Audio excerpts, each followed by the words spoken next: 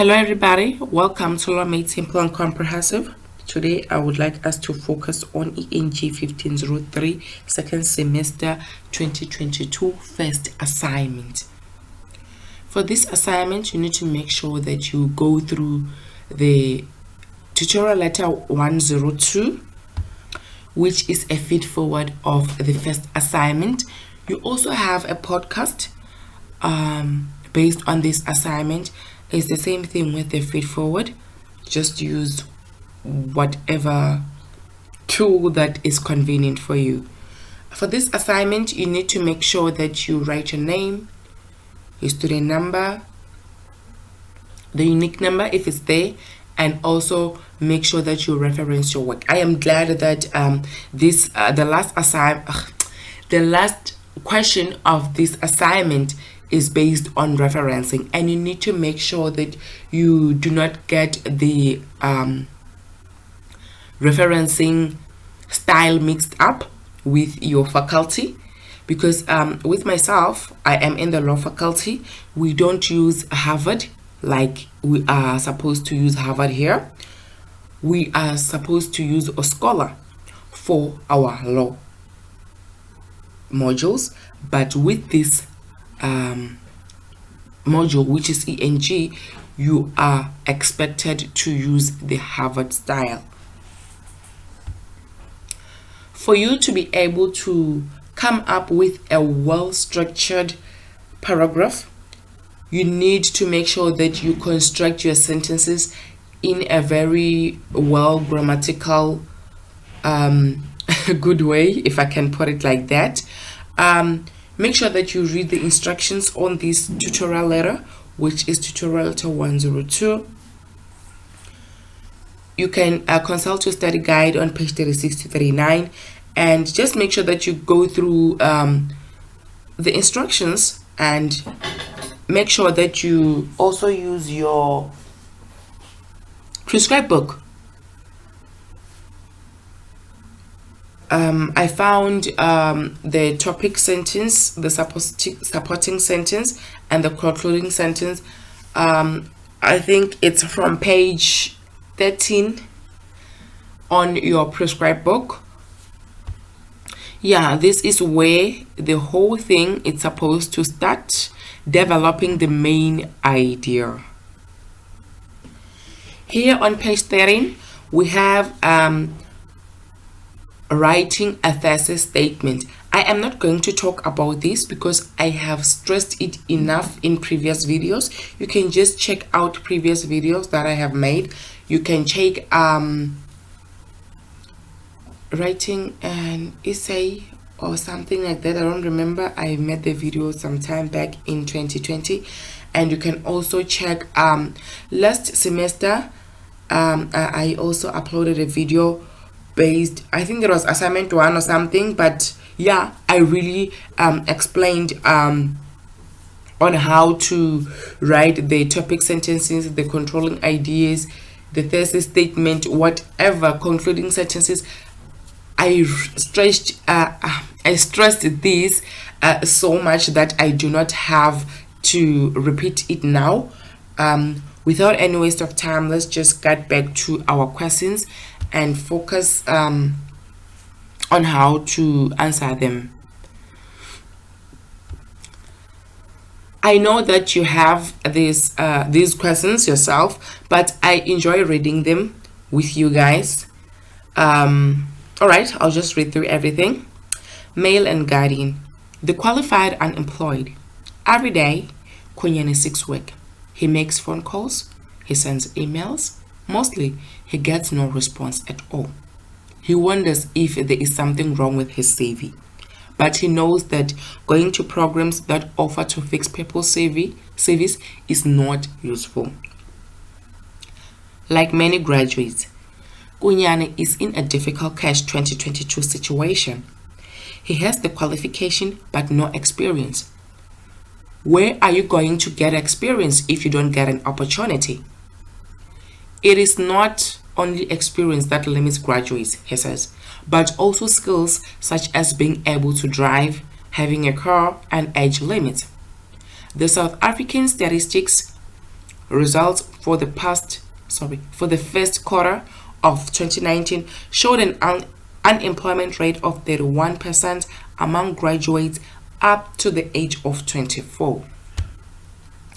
The graduate unemployment rate is still lower than the rate among those with other educational levels.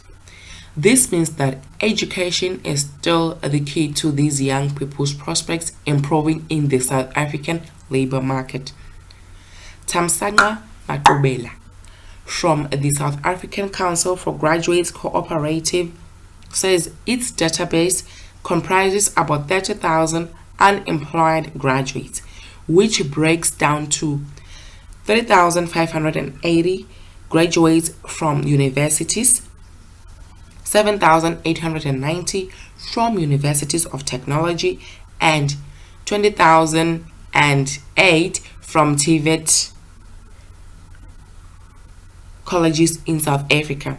He adds, the nature of work and education are quite far apart. Students are academically taught to operate in an environment that actually requires pragmatic training. Below are guidelines on how to answer the questions in the assignment. First question, in your own words, summarize 3 key ideas expressed in the above extract. This question requires you to use your own words. Do not lift words from the text when answering this question. Yes, you can paraphrase the ideas from the text. This question requires you to write a paragraph summary. Only 1 paragraph is allowed, not 2. You will be penalized for writing in point form. Do not number or use bullet points when answering this question. A concise paragraph summary of 150 words is required. You need to write a summary of the purpose of the text, graduates and their unemployment dilemma. Summarize only the text that we have provided. There is no need to follow the reference link we have provided you with. Here are some tips to help you summarize the main points of this text. You guys are going to read the tips on your own. It is not necessary for me to do this. The only thing that I can remind you to do is to make sure that you number your you don't number, you write the you write the word count. I don't know, it's a word count or something. You count your words, how many words you have written, then you write them below your paragraph. As you can see that this short extract or this short passage is about the struggles of an unemployed or unemployment graduate. So here you are going to look at you're going to ask yourself, what was the author or the writer of this passage trying to tell us? What were they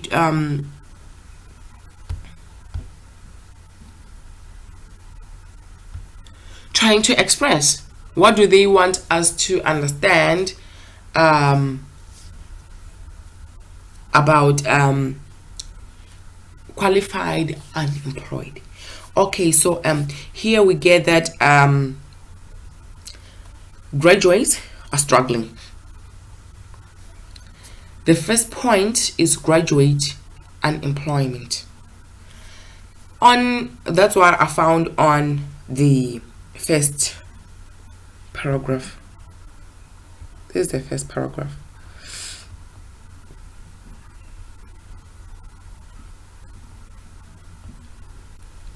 That's the first paragraph there. And the second one is that our graduates lack experience and they are not given the opportunity to accumulate the experience that they need, you know. You can also touch on the lack of, maybe we can just say lack of resources in a way, where they are where he says that without having the skills, driving skills, having resources like a car and the age limit, you can even talk about computer literacy or whatever, you know. You just talk, you know, just say whatever that you think, you know. You don't have to copy anything from the text, just say whatever that you think. And make sure that you do not go astray from what they're trying to tell us here. Put everything in your own words, but stick to the gist of this extract here. Then the third paragraph is telling us about that I don't know how to say this, but a graduate unemployment remains low when compared to other educational levels. This means that yes, many graduates are unemployed, but the rate of unemployed graduates is lower compared to those people who have like matric, or those people who are from the TVET college, or those people who have done the NATED courses, or those people who went to school but they did not complete their grade 12, if I can put it like that. And the last paragraph outlines the enormous number, not the last one, the fourth one, this one. Yeah, this paragraph here. The 30,000 unemployed graduates. I'm sorry. The last paragraph outlines the huge or the enormous number or rate of unemployed graduates, you know. So just try to talk about that, or you can talk about whatever thing that you have found there, because there are many things that you can talk about in this paragraph, in this extract. So I cannot mention everything because we are trying to avoid plagiarism. Am I correct? Second question, paraphrase paragraphs 2 and 3 in a paragraph of not more than 100 words. So here our word count is supposed to be below 100 words. Make sure that you do not go above 100 words, guys. With the explanation I made on the first question, question 2 is automatically answered, because here you do not have to maybe summarize or anything. You only have to explain in full sentences, if I can like give you that, what was being said here, you know. You can even look at the meaning of catch-22, the difficult catch-22 situation. What actually are they talking about when they talk about the catch-22 situation? You can try to elaborate that, or maybe just get the meaning so that you know what's actually going on there, so you know what to write about. And you can talk about the experience, as I mentioned in the first paragraph, and you can talk about the skills. You can talk, like I did say that I have answered the question already automatically, so yeah, I won't waste time here. Third question, in a paragraph of 150 words, discuss the 3 causes and 3 effects of the unemployment dilemma by making reference to the article above. Okay, the most important thing that I want to emphasize here before answering the question is that you need to think of the style that you are going to present your paragraph in. When we talk about the style, we are talking about maybe you can start you can start with your effects, the 3 effects.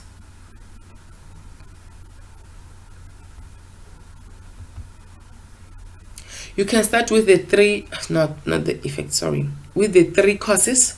You mention 3 causes, first one, second one, and the third one.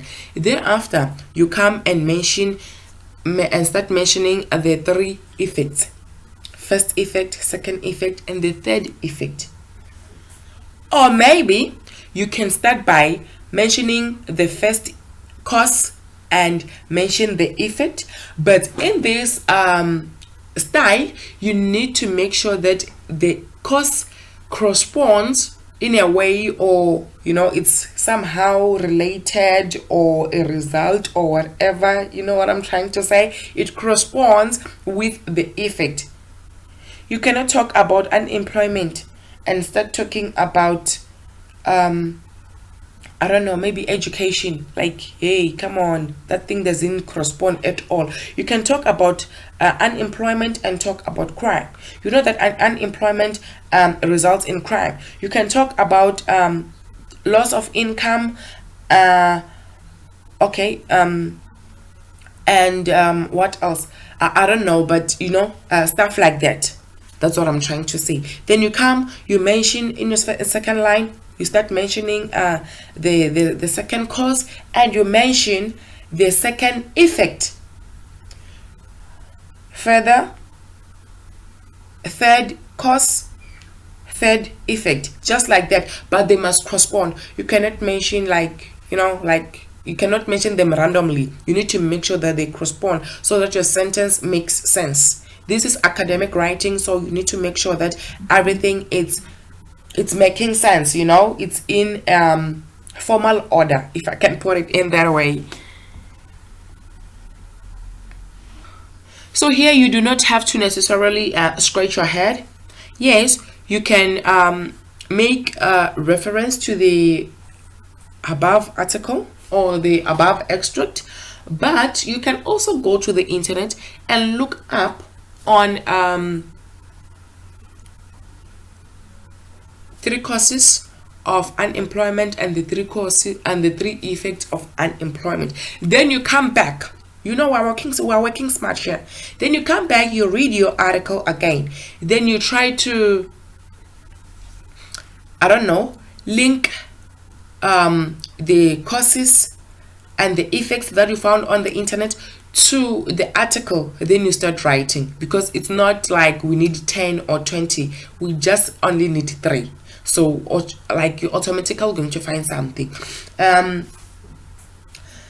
Because we are advised not to use any other sources, we are only supposed to use like academic sources, or even if it's not an academic source but a trusted source. We cannot use Google, Wikipedia, or whatever.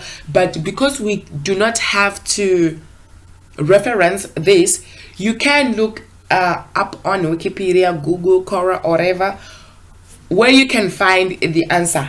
That one, it's okay, just take it and come back and link it to your article. Then we write our answer. We grab that distinction, baby. All right. I used the I think it's newsletter. Yeah, newsletter, something like that. I don't remember, because I did not write it down, because it was not compulsory for me to reference. So I found poor education, lack of interest in entrepreneurship. This lack of interest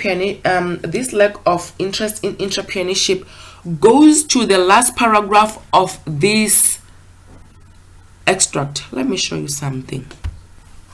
What does it say there?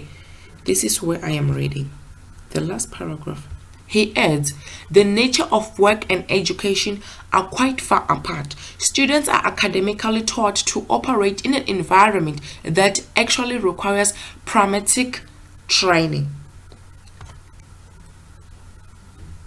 I don't know if you want me to start saying this again, or you know where I am going with this. Let's forget about this. I just wanted to open your eyes. Let's go back. Then you can also mention technical advancement or technological advancement. This is where you talk about your machines. You know, back in the days, we did not have advanced technology. So most of the things like labor, like hard labor or whatever, it was done by people. But now we have machines. Maybe harvesting. I am going to give you an example on harvesting. I did farming, so yeah. This is where my mind went. Back in the days, people would harvest. I'm sorry, people would harvest using their hands. You know, but now we have those big tractors. I forgot what we call them. Those big tractors which harvest maybe corn or whatever, you know, but or maize. I forgot what I was saying. But and back in the days, you know that when it comes to bread, when you need to, like when they had to knead the flour, they would use their bare hands, or even if it's not bare hands, some people say that they were using their feet to knead flour. So now we have machines which are made specifically for doing those kind of things. So those things reduce labor. So many people lose their jobs because we have machines who do what they used to do. Now they are no longer needed. They are not in demand, you know. You can also talk about overpopulation. You can also talk about the inflation. You can also talk about global recession. You can talk about whatever that you want to talk about, you guys. We just have so much things to talk about here. And when it comes to the effects, you can talk about the high rate of crime, because yay, I say yay, you guys. Hey, the crime in this country is too bad.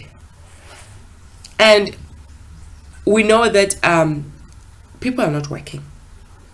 So what's their choice? They actually do not have a choice. I'm not promoting crime or anything because I am deeply affected by that. But things are bad in South Africa. Look at the inflation. Things are expensive. People are not working. What do you expect them to do? These people have families. They have people who depend on them. What do you expect them to do? You know? So, you see, we are overpopulated. Everyone is in South Africa. Hello? You know what's going on in our country. So, exploitation. Because everyone is here, what's going on? Our employers exploit those people because those people are vulnerable. They came here because they are so much desperate, you know, and they literally do not have any other choice but to take whatever salary that they can get, you know, so that they can have something to put on the table or have something to send back home. They take those jobs. Those low paying jobs, those less paying jobs, you know, they take them. They're exploited. And what is the result of that? You won't be employed because you cannot work for a lesser wage, which is fair enough looking at the inflation. But there is someone who is willing to take that lesser salary, you know. So I'm trying to say that your points need to, I'm just trying to show you that your points or your effects need to kind of correspond. You see, I'm talking about crime, I'm talking about inflation, I'm talking about exploitation, I'm talking about overpopulation or overcrowding, you know.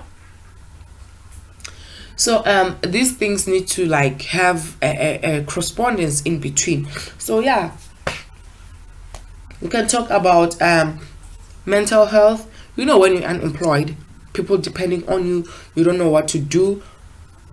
Depression is there. That is mental health. You can talk about anything, you guys. Just check on the internet. I can just talk and talk and talk until I talk. All right, I am just going to read the instructions here. It says this question asks for your own opinion on the causes and effects of unemployment dilemma. Sorry. Do not copy word for word from the internet. Do not cite sources in this question. Think carefully about 3 causes and 3 effects and write them down. Decide on a style in which you would like to present your paragraph. This is what I mentioned. So we pass. 4th question. Identify and explain the effects of 3 academic features used in the text. This is the simplest question of them all. It says, refer to Unit 6 of your prescribed textbook to understand more about the features of academic writing. Do not answer this question if you have not studied this section. Refer to the features of academic writing PDF were posted in the additional resources on the ENG1503 site. This may help you understand features a little more. Now, with your understanding of what academic writing features are you able to spot some of these features in the text? If not, it means you have not read the article at least 3 times, or you have not understood the academic features. There are many examples of academic features in the text, but we only need you to find 3 features. Once you have found them, we need you to quote and discuss the effects of each of these features and how it works in the text. You may present your paragraph like this. 1 academic feature from the text is formal language. Then you quote an example from the text, and when you quote, you make sure that you put the quotation marks. Formal language is used in this paragraph to wara, you know? Yeah, just follow that. And make sure that you do not forget to write your word count, which is supposed to be below 150 words. Unit 6 of your prescribed book.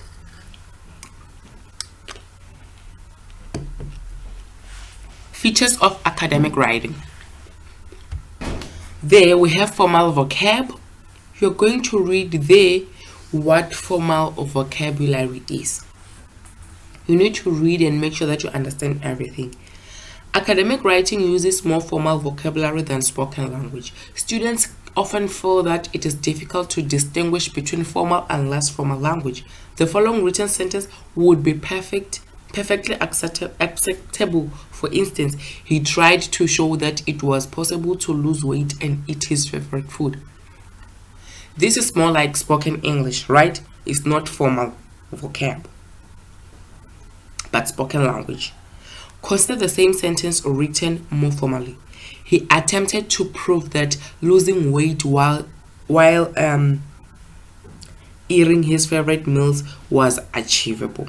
You see, that's the difference. So you need to make sure that you read and understand what is actually going on here. The next feature is multi-word verbs, which is words like look up, go out, stuff like that. Use of passive voice.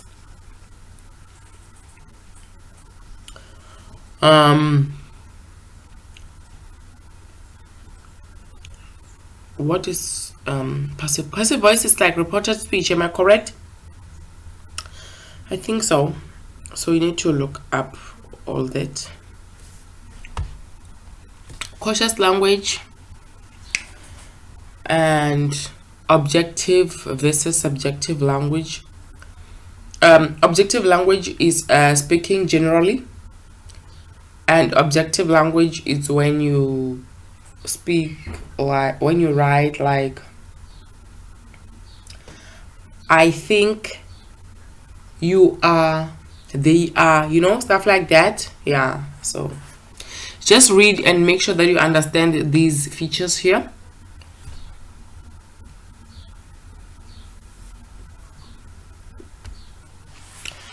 So you can also use this source that was provided in your additional sources on my Unisum, which is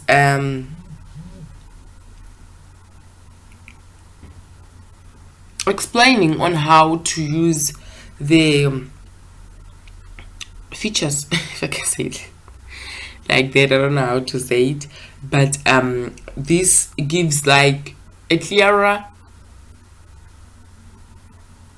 explanation on academic features, on what they are actually, so just read up on the prescribed book, make sure that you understand, and when you come here, you are just going to get everything. Use formal vocabulary, use formal language rather than everyday common language. Start by checking the academic word list. This is a list of most frequently used words in academic writing. Use formal verbs. Use formal verbs and avoid two-word verbs. For example, use establish instead of set up. Decrease instead of go down. Go down, go down. Yeah, you cannot use that. So yeah, use full verbs. You cannot use can't. You're supposed to say cannot. You cannot say won't. You're supposed to say will not.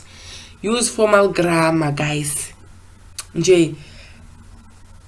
Statements in personal language, precision, everything is just there for you. So simple.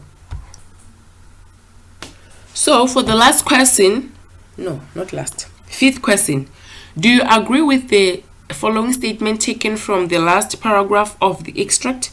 The nature of work and education are quite far apart. Students are academically taught to operate in an environment that actually requires pragmatic training. Substantiate your answer by quoting from the text. This question requires you to agree or disagree with the above statement and then substantiate your response by quoting from the text. Take a clear stance, position, and state reasons for agreeing or disagreeing with the statement. You may use your own personal experience to substantiate your stance and quote from the text. Do you guys remember what I said about lack of interest of entrepreneurship? But this is totally up to you if you agree or you do not agree with this statement. The nature of work and education are quite far apart. Students are academically taught to operate in an environment that actually requires pragmatic training. So I cannot further comment on this. You are the one who knows what you think. Just write what you think, you guys. This is your own personal opinion.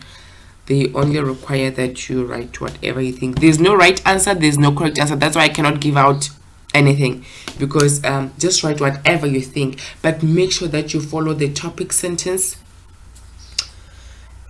the concluding sentence, the supporting sentence, and all that. Whenever you start writing a paragraph, make sure that all your paragraphs are constructed using the same style of topic sentence, supporting sentence, and the concluding sentence. The last question. Using the Harvard referencing style, write a complete reference of the extract above. This question requires you to provide a complete reference of the extract in the assignment 1. Read page 33 and 34 of the document Academic Writing and Referencing. that was uploaded on my UNISA under the additional resources to learn how to write a complete reference list. In addition, refer to the tutorial letter 501 study guide on page 71 and 72 to learn how to write a complete reference list.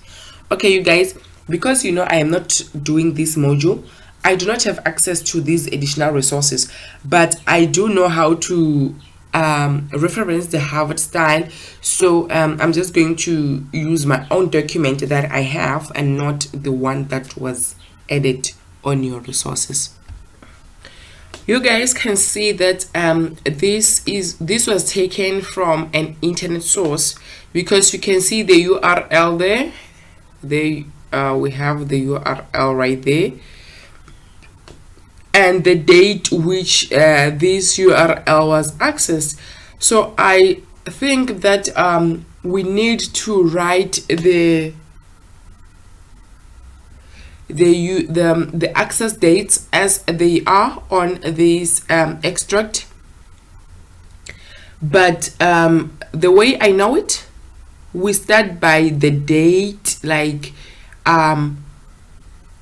23 April 2021, not the way that they did it. You can copy it like that if you feel that's right, but I myself would write it like 23rd April and 2021.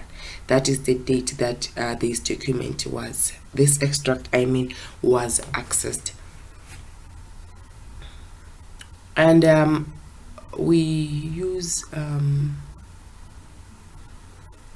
this format: the name of the author, the year which this extract was written, what this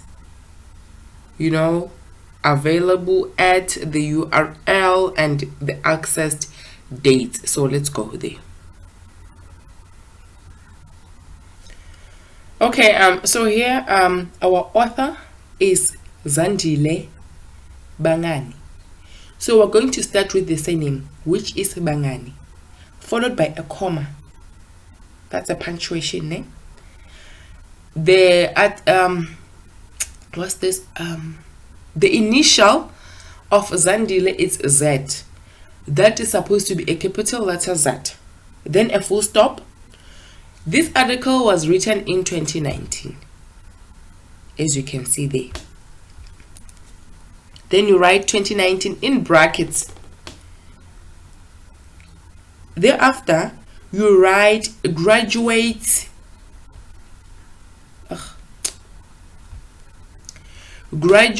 and their unemployment dilemma in italics, you guys. Thereafter, followed by the URL, which is at the end. Where's that again? Here is the URL here, the HTTP whatever. Just copy it the way it is here. Then you write the date on which this article was accessed, which is supposed to be 23rd April 2021, but you can write it either way, even like this, which is 2021 April 23rd. Yeah, so this is how we are supposed to do our assignment. Just access the referencing guide on my UNISA. I do not have the access, so yeah, that's how it's supposed to be. I am using this format because this is an internet source or a web source. So thank you very much, guys. I just hope and enjoy that. I just hope and wish that you enjoyed this video of assignment 1, and I believe that you're going to share the link with other students so that we can all pass. Remember that you do not lose anything by sharing a link, but you are just spreading Ubuntu love. That's all. You guys enjoy and study very hard.